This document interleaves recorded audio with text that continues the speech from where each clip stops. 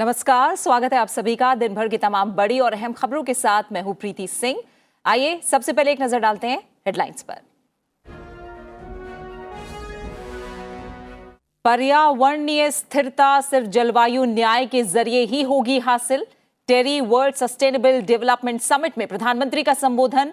विकसित देशों से वित्त और प्रौद्योगिकी हस्तांतरण पर अपनी प्रतिबद्धताओं को पूरा करने का आह्वान। उत्तर प्रदेश, पंजाब और मणिपुर में चुनाव प्रचार तेज। प्रधानमंत्री की पंजाब के पठानकोट और उत्तर प्रदेश के सीतापुर में रैली। लखनऊ में मायावती की जनसभा और अय्या में अखिलेश यादव ने किया प्रचार।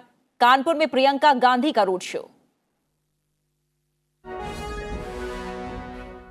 बाइक पर 4 साल तक के बच्चों के लिए हेलमेट और हार्नेस बेल्ट लगाना अनिवार्य। बच्चों को लेकर सड़क परिवहन मंत्रालय ने नोटिफाई किए नए सड़क सुरक्षा नियम। 40 किलोमीटर प्रति घंटे तक की लिमिटेड स्पीड का भी प्रावधान। यूक्रेन पर रूस के हमले की आशंका अब भी बरकरार। अमेरिकी राष्ट्रपति जो बाइडेन का बयान। यूक्रेन की सेना और बैंकों पर साइबर हमला। तनाव कम होने की उम्मीद से तेल की कीमतें स्थिर। और गायक संगीतकार बप्पी लहड़ी का निधन। 70 से 80 के दशक में कई फिल्मों में गाए यादगार नगमे। फिल्म जगत में शोक की लहर। राष्ट्रपति, उपराष्ट्रपति और प्रधानमंत्री समेत कई हस्तियों ने जताया शोक।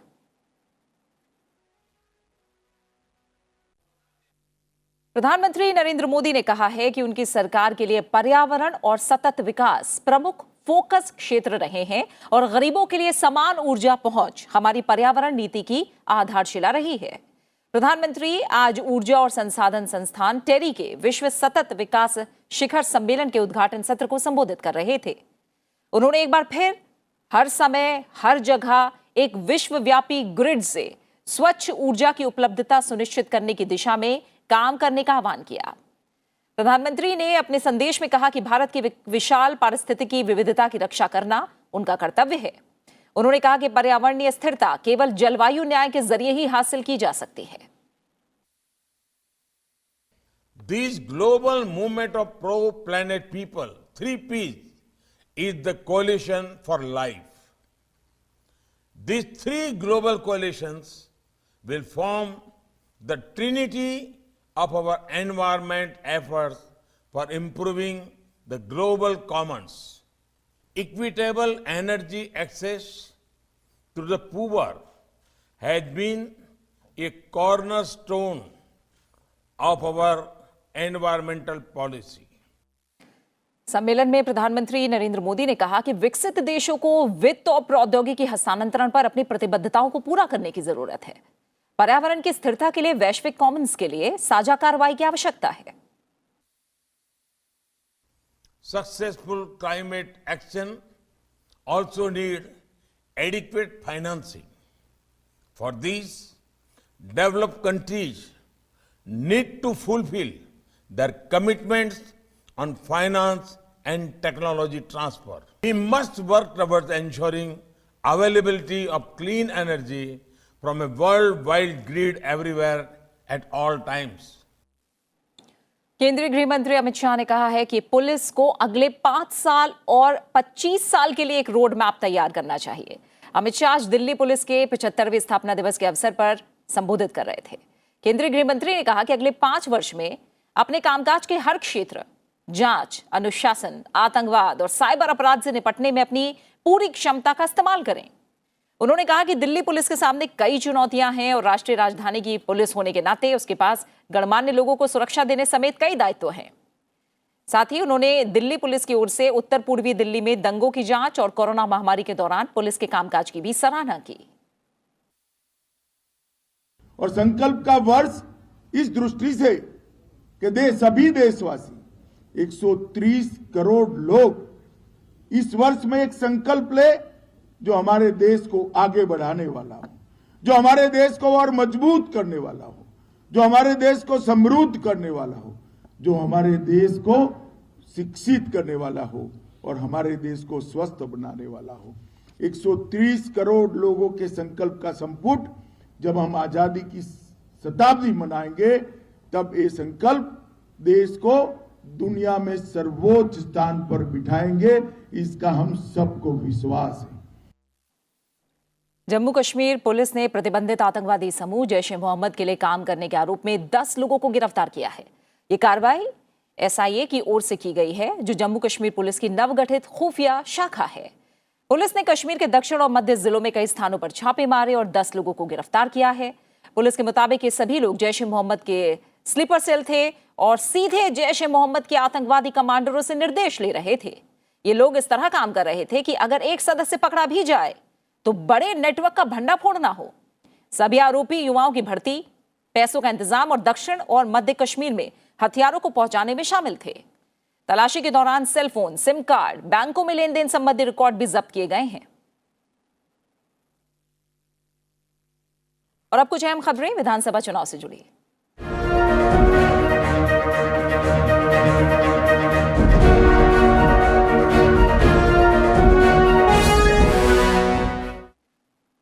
उत्तर प्रदेश में तीसरे चरण और पंजाब में 20 फरवरी को होने वाले विधानसभा चुनाव के लिए प्रचार तेज है।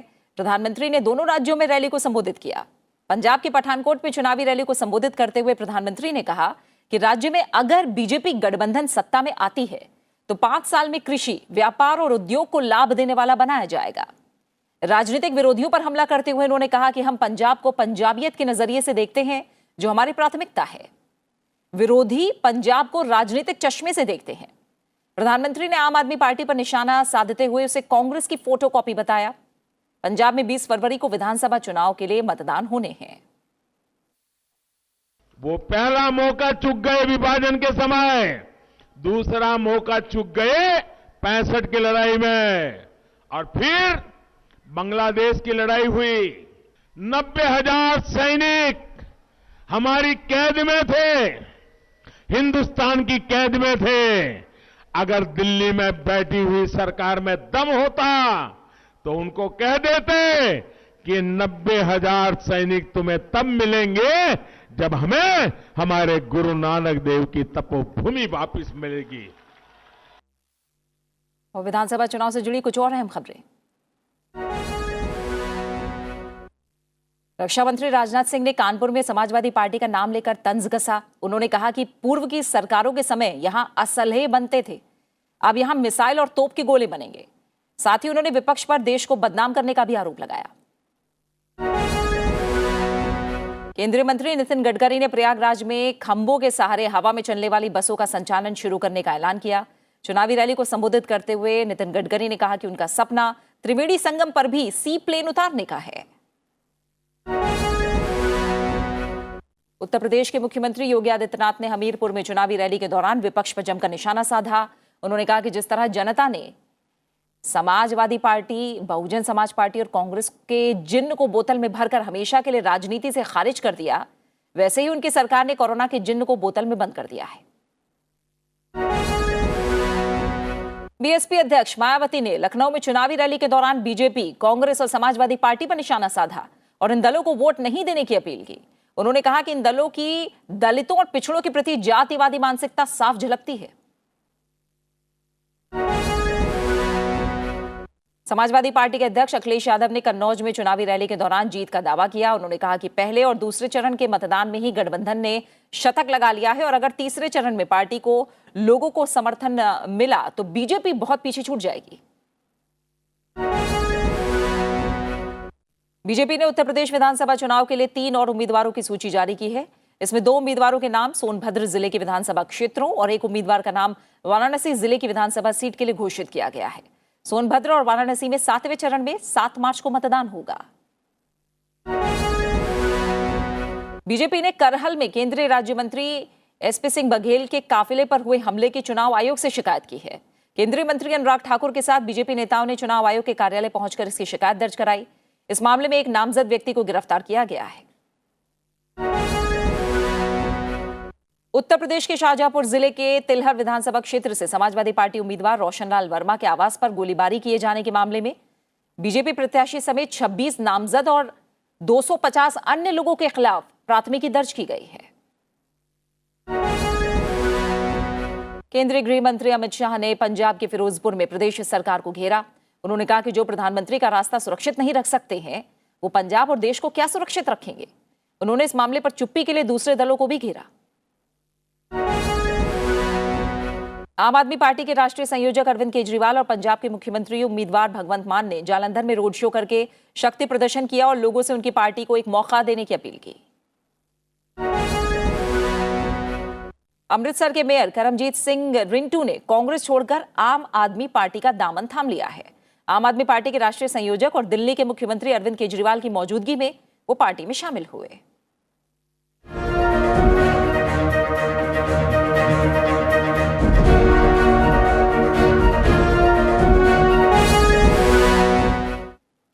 सड़क परिवहन और राजमार्ग मंत्रालय ने दोपहिया वाहन चालकों के लिए नया नियम जारी किया है। नए यातायात नियम में बच्चों के लिए हेलमेट और हार्नेस बेल्ट के उपयोग को अनिवार्य बनाया गया है। मंत्रालय ने 4 साल से कम उम्र के बच्चों को 2 व्हीलर यानी दोपहिया वाहन पर ले जाने के लिए नए सुरक्षा नियमों को अधिसूचित किया है। इस नए नियम में दोपहिया चालक को बच्चों के लिए हेलमेट और हार्नेस बेल्ट का इस्तेमाल करना अनिवार्य होगा और इसके साथ ही वाहन की गति को केवल 40 किलोमीटर प्रति घंटे तक सीमित रखना होगा। फिलहाल रुक रहे एक छोटे से ब्रेक के लिए और ब्रेक के बाद आपको दिखाएंगे राज्यों की खबरें, साथ ही बात करेंगे यूक्रेन पर हुए साइबर हमले की भी।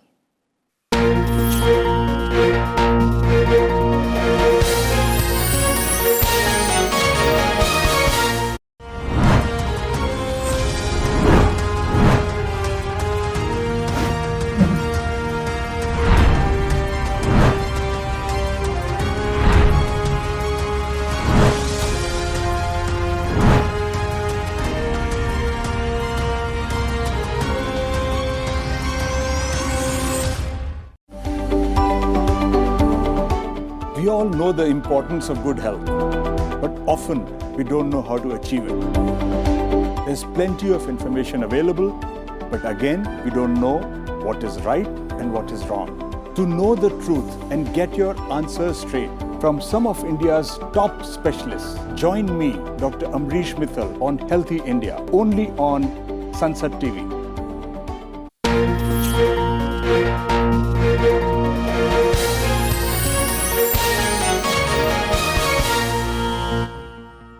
ब्रेक के बाद आपका स्वागत है। आप देख रहे हैं आज की खबर और आगे बढ़ते हैं, बात करते हैं राज्यों से जुड़ी प्रमुख खबरों की।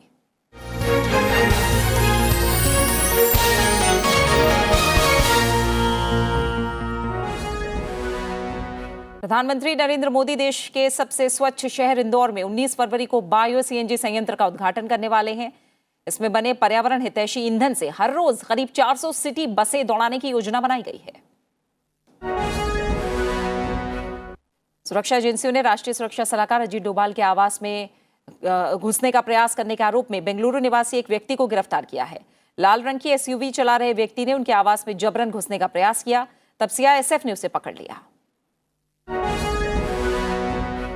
आयकर विभाग ने कर चोरी की जांच के तहत चीनी दूरसंचार कंपनी हवावे के भारत स्थित परिसरों पर छापा मारा है। दिल्ली, गुरुग्राम और बेंगलुरु में कंपनी के परिसरों पर छापे मारे गए। अधिकारियों ने कुछ रिकॉर्ड भी जब्त किए हैं। दिल्ली हाई कोर्ट ने उपहार सिनेमा साक्ष्य छेड़छाड़ मामले में 7 साल कारावास की सजा निलंबित करने की अंसल बंधुओं की याचिका खारिज की है। अदालत ने कहा है कि यह मामला काफी गंभीर है और दोषियों के जानबूझकर किए गए षड्यंत्र का परिणाम प्रतीत होता है। जम्मू कश्मीर के उपराज्यपाल मनोज सिन्हा ने विजल्टा में 41 करोड़ रुपए की लागत वाली 20 बिजली वितरण परियोजनाओं का उद्घाटन किया। उन्होंने कहा कि इसमें पीक सीजन में बिजली आवश्यकताओं के बड़े अंतर को खत्म किया जा सकेगा। सेना की महिलाओं ने पहली बार समुद्री जल यात्रा अभियान की शुरुआत की है। तेलंगाना की राज्यपाल और पुडुचेरी की उपराज्यपाल तमिलसाई सुंदरराजन ने चेन्नई बंदरगाह से इसे हरी झंडी दिखाकर रवाना किया। सुप्रीम कोर्ट ने मद्रास हाईकोर्ट के उस आदेश के खिलाफ विभिन्न अपीलों को एक बड़ी पीठ को सौंपने से इनकार कर दिया, जिसमें तमिलनाडु में सबसे पिछड़े समुदायों में से एक वन्यार को सरकारी नौकरियों और शैक्षणिक संस्थानों में दाखिले के लिए दिए गए 10.5% आरक्षण को रद्द कर दिया गया था।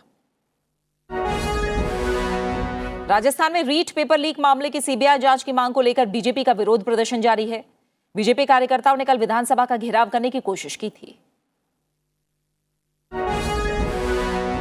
कश्मीर में तड़के भूकंप के हल्के झटके महसूस किए गए। भूकंप का केंद्र जम्मू कश्मीर के पहलगाम इलाके में था।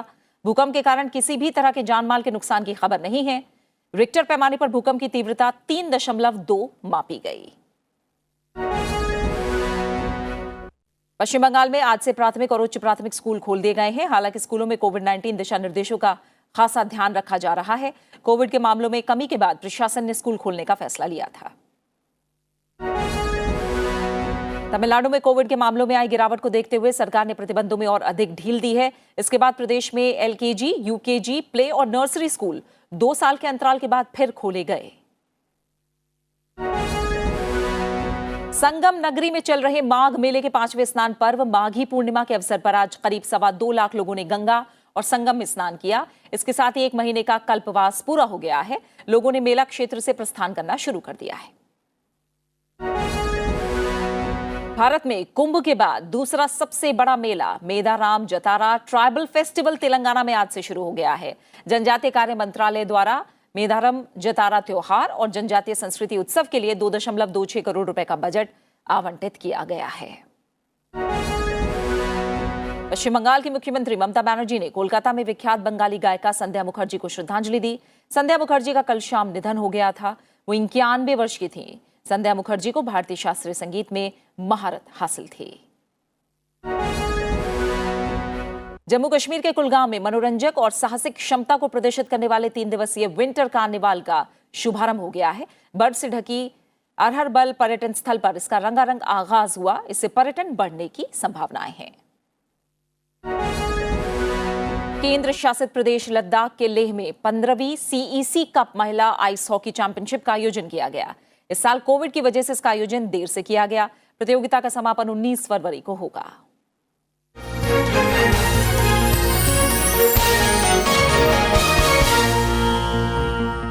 बात कुछ और अहम खबरों की। केंद्रीय प्रत्यक्ष कर बोर्ड यानी सीबीडीटी ने पिछले साल 1 अप्रैल से इस महीने की 14 तारीख तक 1,97,00,000 करदाताओं का 1,71,000 करोड़ रुपए से अधिक का भुगतान जारी किया है। 1,95,00,000 से अधिक मामलों में 63,234 करोड़ रुपए का भुगतान किया जा चुका है। 2,28,000 मामलों में 1 लाख करोड़ रुपए से अधिक के कॉर्पोरेट कर का भुगतान किया गया। इस रिफंड में 63,234 करोड़ रुपए का इनकम टैक्स रिफंड भी शामिल है। कोरोना की स्थिति की बात करें तो देश में पिछले कुछ हफ्तों से लगातार कोरोना मामलों में कमी देखी जा रही है, जिसके बाद तमाम राज्यों ने कोरोना प्रतिबंधों में ढील देनी शुरू कर दी है। अब इसे लेकर केंद्रीय स्वास्थ्य सचिव राजेश भूषण की तरफ से राज्यों और केंद्र शासित प्रदेशों को एक लेटर लिखा गया है। केंद्रीय स्वास्थ्य मंत्रालय की तरफ से राज्यों को कहा गया है कि वो कोरोना के हालात की समीक्षा करके पाबंदियों में छूट देना शुरू कर सकते हैं, क्योंकि देश में अब कोरोना केस लगातार घट रहे हैं। स्वास्थ्य मंत्रालय की तरफ से भी कहा गया है कि राज्य कोरोना की स्थिति को लगातार मॉनिटर करते रहें। रोजाना आने वाले नए मामलों और संक्रमण दर पर नजर रखना जरूरी है। पिछले 24 घंटों में देश में कोरोना के 30,615 नए मामले सामने आए हैं। भारत में सक्रिय मरीजों की संख्या अब 3,70,000 हो गई है। हिजाब विवाद पर कर्नाटक हाईकोर्ट में चौथे दिन भी सुनवाई हुई। 3 सदस्यीय बेंच राज्य के शैक्षणिक संस्थानों में हिजाब पर प्रतिबंध को चुनौती देने वाली याचिकाओं पर सुनवाई कर रही है। याचिकाकर्ताओं की ओर से वरिष्ठ अधिवक्ता रवि वर्मा कुमार ने कहा कि शिक्षा अधिनियम के अनुसार अगर हिजाब पर प्रतिबंध लगाने के लिए कोई नियम लाया जाना है तो माता पिता को इसके बारे में कम से कम 1 साल पहले सूचित करना आवश्यक है। इधर कर्नाटक विधानसभा में हिजाब को लेकर गतिरोध देखने को मिला। विधानसभा में बीजेपी और कांग्रेस विधायकों के बीच तीखी बहस हुई। विपक्ष के नेता सिद्धरामैया ने मुख्यमंत्री की चुप्पी पर हैरानी जाहिर की और उन पर मामले को तूल देने का आरोप लगाया। अवरोध बढ़ने के बाद विधानसभा स्पीकर ने सदन को कल तक के लिए स्थगित कर दिया। सिंगापुर एयर शो में स्वदेशी लड़ाकू विमान तेजस ने सभी का दिल जीत लिया। एलसीए तेजस ने सिंगापुर के आसमान में लो लेवल एरोबेटिक्स डिस्प्ले में हिस्सा लेकर न सिर्फ दर्शकों को रोमांचित कर दिया, बल्कि भारत का एलसीए तेजस सिंगापुर एयर शो 2022 में शो स्टॉपर्स के रूप में भी उभरा। 18 फरवरी तक चलने वाले इस एयर शो में भारत का 44 सदस्यीय दल 3 एलसीए तेजस लड़ाकू विमानों के साथ शामिल हुआ है। सिंगापुर एयर शो हर 2 साल में आयोजित होता है। इस एयर शो में दुनिया भर की विमानन कंपनियां अपने उत्पादों की मार्केटिंग करती हैं। वहीं अहम अंतर्राष्ट्रीय खबर में अमेरिका के राष्ट्रपति जो बाइडेन ने कहा है कि यूक्रेन पर रूस के आक्रमण की आशंका भी बनी हुई है। उनका यह बयान तब आया है जब अमेरिका के रक्षा मंत्री लॉयड ऑस्टिन यूरोप में बढ़ते संकट के बीच क्षेत्र की यात्रा पर रवाना हुए हैं। जो बाइडेन ने कहा कि रूस की ओर से यूक्रेन पर किसी कार्रवाई पर अमेरिका और उसके सहयोगी देश निर्णायक रूप से प्रतिक्रिया देंगे।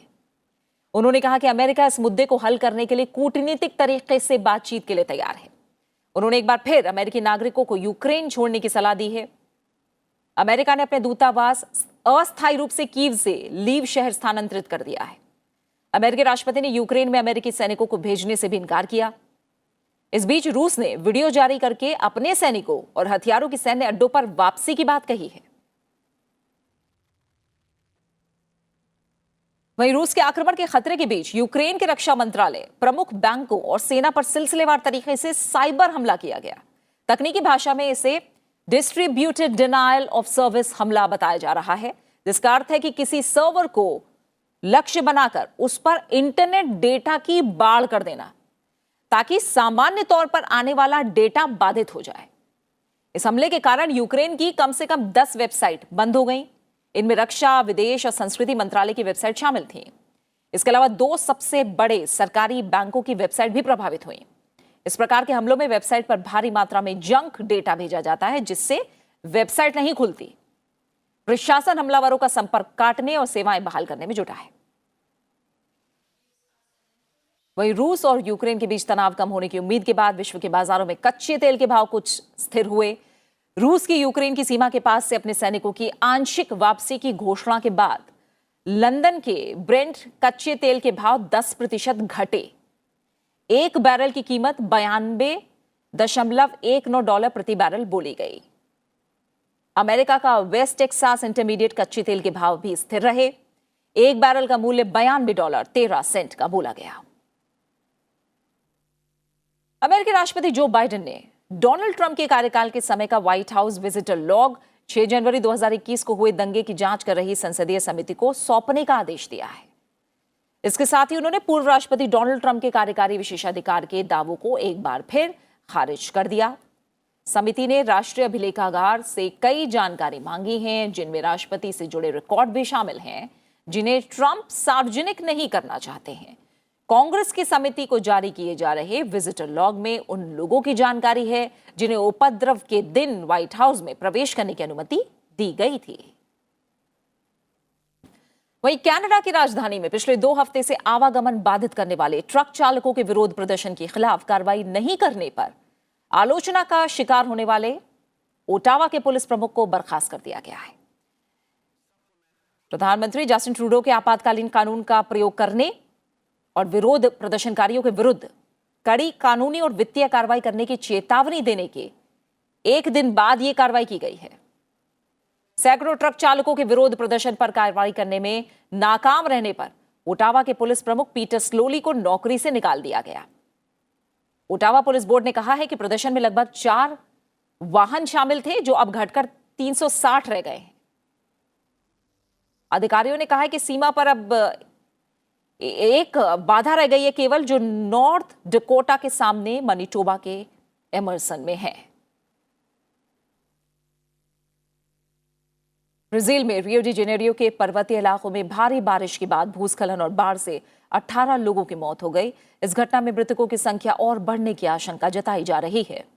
प्रभावित इलाके में पीड़ितों की तलाश जारी है। 180 सैन्यकर्मी बचाव अभियान में जुटे हैं। इलाके में दिन में 3 घंटे के भीतर 25.8 सेंटीमीटर बारिश हुई, जो इससे पहले के 30 दिन में हुई बारिश के बराबर है।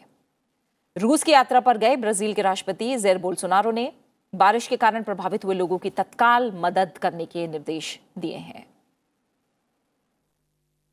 खेल से जुड़ी खबर, इंटरनेशनल क्रिकेट काउंसिल यानी आईसीसी ने आज पुरुषों की ताजा T20 बल्लेबाजी रैंकिंग जारी की है। ताजा रैंकिंग में टीम इंडिया के 2 खिलाड़ी मौजूद हैं, जिसमें विराट कोहली और केएल राहुल का नाम है। विराट इस रैंकिंग में 657 अंकों के साथ 10वें स्थान पर हैं, जबकि केएल राहुल 4थे स्थान पर काबिज हैं। वहीं वनडे रैंकिंग में विराट कोहली और रोहित शर्मा बल्लेबाजी में 2 और 3 स्थान पर बने हुए हैं, यानी विराट कोहली 2 और रोहित शर्मा 3 स्थान पर बने हुए हैं। आज संत रविदास की जयंती पूरी श्रद्धा और भक्तिभाव से मनाई जा रही है। 14वीं शताब्दी के संत रविदास उत्तर भारत में भक्ति आंदोलन के संस्थापक थे। राष्ट्रपति, उपराष्ट्रपति और प्रधानमंत्री ने इस मौके पर देशवासियों को बधाई दी है। प्रधानमंत्री नरेंद्र मोदी ने रविदास जयंती के अवसर पर दिल्ली के करोल बाग स्थित श्री गुरु रविदास विश्राम धाम मंदिर में प्रार्थना की। देश भर में संत कवि रविदास के अनुयायी हैं। प्रधानमंत्री ने गुरु रविदास की प्रशंसा करते हुए कहा है कि उन्होंने जातिवाद और छुआछूत जैसी कुरीतियों को खत्म करने के लिए अपना जीवन समर्पित कर दिया।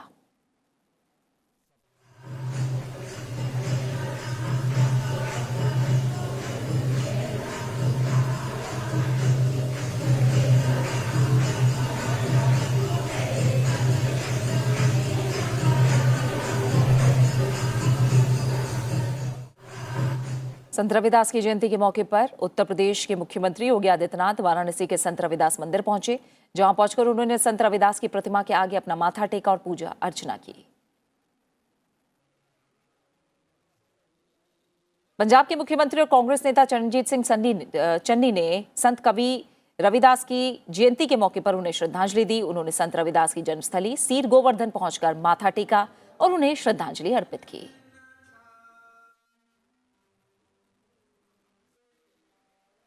गुरु रविदास के प्रति अपनी श्रद्धा जाहिर करने के लिए कांग्रेस के पूर्व अध्यक्ष राहुल गांधी और महासचिव प्रियंका गांधी भी पहुंचे।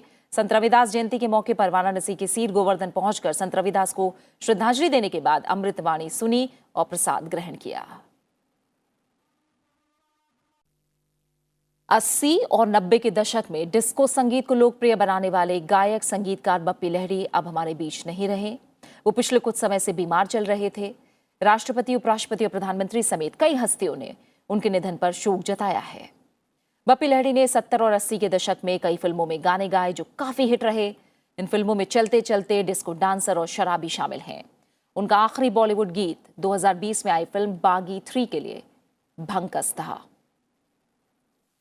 चलते चलते मेरे ये गीत याद रखना, कभी अलविदा ना कहना, कभी अलविदा ना कहना।